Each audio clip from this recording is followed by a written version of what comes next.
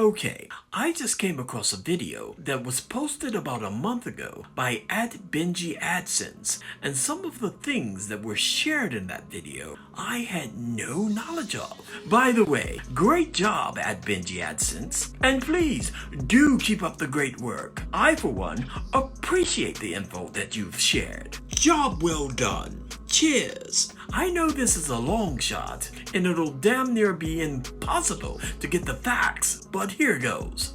I would like to know exactly what the ingredients were in that fucking edible that he specifically stated would have her, Monique, sleeping for 3 days. That's a weirdly specific thing to say to someone after they've consumed something that you've offered them. And I don't know about anyone else, but that sounds like an edible that could possibly contain something nefarious, like ingredients with benzodiazepine, benzos, GHB, gamma hydroxybutyrate, ketamine, or possibly even rohypnol, rubies. I would like to know what was in that edible that he specifically noted would have her sleeping for 3 fucking days. Again, an odd thing to mention, especially after the fact. Now here's the thing. If the edibles weren't illegal, he should be able to produce a sampling of those same edibles to clear some things up. Now I know there's going to be a few of you saying, why is he bringing this back up after all this time? And my answer to that is, because there's an element of R word attached to the dynamics now. And R word is fucking R word. And it'll be R word in 2 days, 2 months, 2 years, 20 years, or 2 fucking thousand years. Yeah. Fuck that deviant question shite that used to have me all riled up and sort. This is something totally different. This is something that may need to seriously be investigated. Now, the state of Georgia's statute of limitation for adults is up to 2 years after the date of the event. And according to the deviancy timeline, there's only been a year and a few months between. Monique, you still have time. Look, inviting someone to your home, explaining to them that you require sex for favors and blah blah blah, that's one thing. But if you offer someone an edible and only after they've taken it do you inform them that they're going to be asleep for fucking 3 days, there's got to be something criminal about that. Yeah, I'm going to tag some people. Fuck that. Every now and then, you come across a comment that says something like, say what you want to say about him, but he has a reach that many don't. He really in those streets and authentic with it. He has done some great things out there for some, but he's also a deviant. For others, not so great. In fact, some of it has been horrible. You can't acknowledge one without the other. Simple.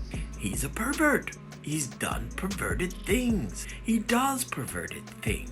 He's a manipulator. He uses women's trauma to their disadvantage. If you're not going to acknowledge that, then you shouldn't be acknowledging anything else. Because doing good does not get rid of the bad, but doing bad can damper the good. I've said it over and over again, and I'm going to keep saying it.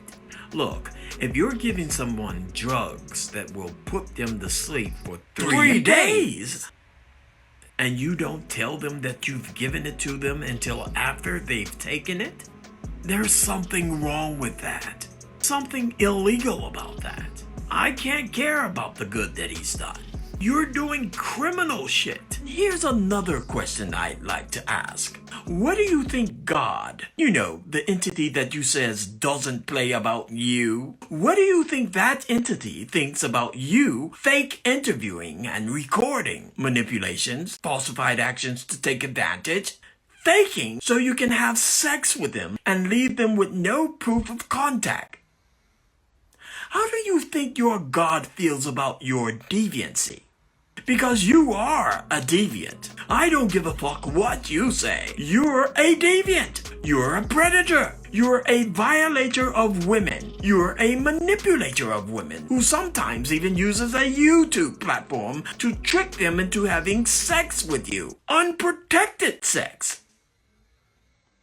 Yeah, you're a deviant. You need to be more known, but not just as the face of Atlanta street interviews. You need to become popular for your deviant character, your perverted behaviors, as the predator of the streets.